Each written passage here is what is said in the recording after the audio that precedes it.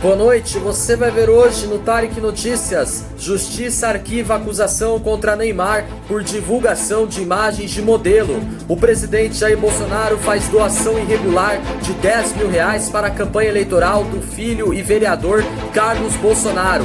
O furacão Delta ganha força após passar pelo México e segue em direção aos Estados Unidos. A Advocacia Geral da União diz ao Supremo Tribunal Federal que não houve omissão do governo federal no Pantanal e na Amazônia. Emissora de TV americana anuncia evento com o atual candidato à presidência Joe Biden para o dia 15 de outubro, após o atual presidente americano Donald Trump recusar de debate virtual. E a polícia francesa prende mais de 60 suspeitos de pedofilia.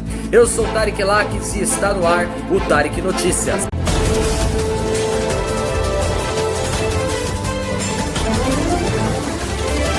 A Justiça do Rio arquivou o processo contra o jogador Neymar sobre a divulgação de imagens íntimas de uma modelo que o acusava de estupro. O inquérito que investiga a acusação de estupro também foi arquivado pela Polícia de São Paulo. Neymar foi investigado pela Delegacia de Repressão a Crimes de Informática do Rio após a divulgação através do Instagram de conversas e imagens íntimas da modelo Nájila Trindade, com quem o jogador se encontrou em Paris. As imagens estavam num vídeo no qual Neymar se defendia das acusações de estupro.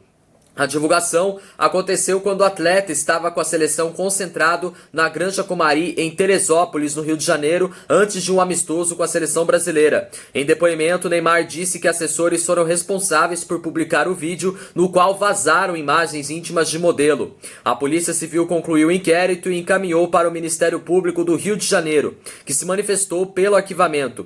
O juiz acolheu o parecer do Ministério Público Carioca e decidiu pelo arquivamento. Em junho, o jogador prestou depoimento e afirmou que seus assessores o ajudaram a divulgar o vídeo nas redes sociais. Ele admitiu ter liberado o teor da conversa, mas declarou no depoimento na Delegacia de Repressão aos Crimes de Informática que orientou que preservassem as partes íntimas de Nájila, mas que alguns trechos já vazaram.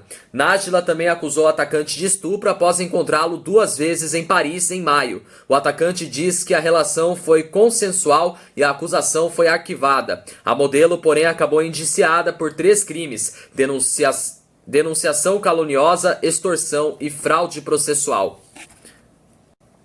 Bom, vamos à próxima notícia. O presidente Jair Bolsonaro fez uma doação irregular de R$10 mil por meio de um depósito de dinheiro em espécie para a campanha do seu filho, o vereador Carlos Bolsonaro, do Republicanos do Rio de Janeiro. Uma resolução do Tribunal Superior Eleitoral determina que doações acima de R$ 1.064 só podem ser feitas por transferência bancária eletrônica ou cheque cruzado e nominal. A informação sobre a doação de Bolsonaro foi noticiada em reportagens dos jornais O Globo e Folha de São Paulo, com base em dados fornecidos pelo TSE.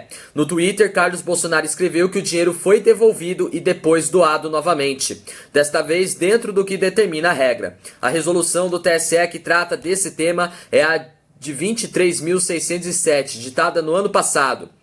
O texto reúne leis e dispositivos que estabelecem normas para as eleições. Bom, vamos à próxima notícia. O furacão Delta voltou a ganhar força hoje de madrugada depois de passar pela península de Yucatán, no sudeste do México. O fenômeno se aproxima da costa dos Estados Unidos e deve tocar o solo da Louisiana entre amanhã e sábado. O Delta se mantém na categoria 2, de acordo com o Centro Nacional de Furacões, depois de reduzir brevemente sua intensidade. A escala de medida da gravidade dos furacões vai de 1 a 5, essa última como a mais destrutiva. O furacão, que viaja pelo Golfo do México, tem ventos de até 150 km por hora. Ontem ele tocou o solo pela primeira vez na cidade de Puerto Morelos, próxima a Cancún, e deixou um rastro de destruição, mas sem nenhum registro de vítimas. Autoridades locais haviam evacuado a região litorânea e transferido moradores e turistas para um abrigo ainda na terça-feira passada.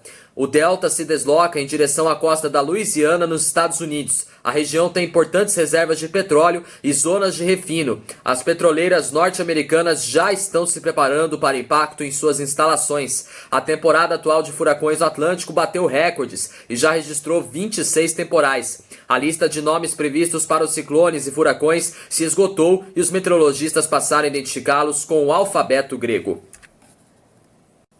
Bom, vamos à próxima notícia. A Advocacia Geral da União negou em parecer ao Supremo Tribunal Federal que tenha havido omissão do governo federal na política ambiental para a Amazônia e o Pantanal. Segundo o órgão responsável pela defesa do governo na Justiça, os questionamentos sobre as ações ambientais do governo Jair Bolsonaro são mero inconformismo. A AGU enviou informações ao STF por determinação do ministro Marco Aurélio Mello, relator de uma ação do partido Rede Sustentabilidade.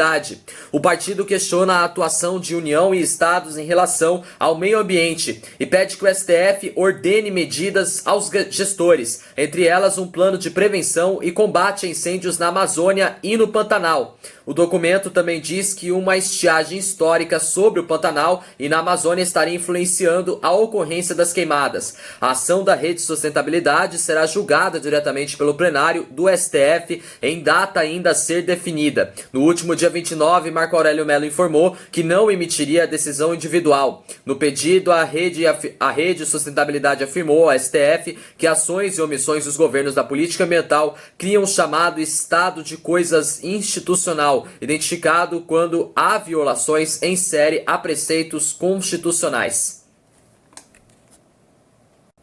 Bom, vamos à próxima notícia. A emissora de televisão norte-americana ABC dos Estados Unidos anunciou hoje que fará um evento apenas com o candidato democrata à presidência Joe Biden no dia 15 de outubro, data em que ocorreria o segundo debate entre ele e o atual presidente americano Donald Trump. O anúncio foi feito depois que a comissão organizadora informou que os dois candidatos participariam de um debate virtual para evitar riscos, já que o presidente ainda se recupera da Covid-19. Donald Trump, no entanto, recusou a oferta que chamou de ridícula.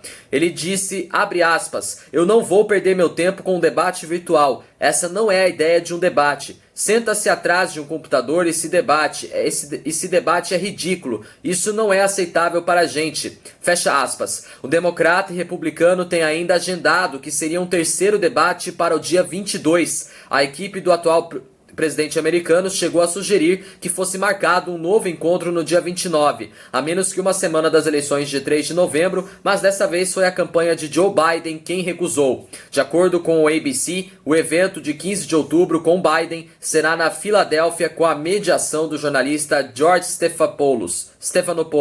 O democrata irá responder a perguntas de eleitores presentes no local. O primeiro debate entre os dois aconteceu no dia 29 de setembro. 3 dias depois, Donald Trump anunciou que estava com Covid-19. Os candidatos a vice tiveram seu único confronto, que foi presencial ontem, na quarta-feira. O presidente afirmou que só soube da decisão de organizar um debate virtual hoje, minutos antes de sua participação por telefone, em um programa de TV da Fox News. Ele acusou a comissão que organiza o debate de tentar proteger Joe Biden. O presidente foi hospitalizado no dia 3 de outubro e voltou à Casa Branca na última segunda-feira.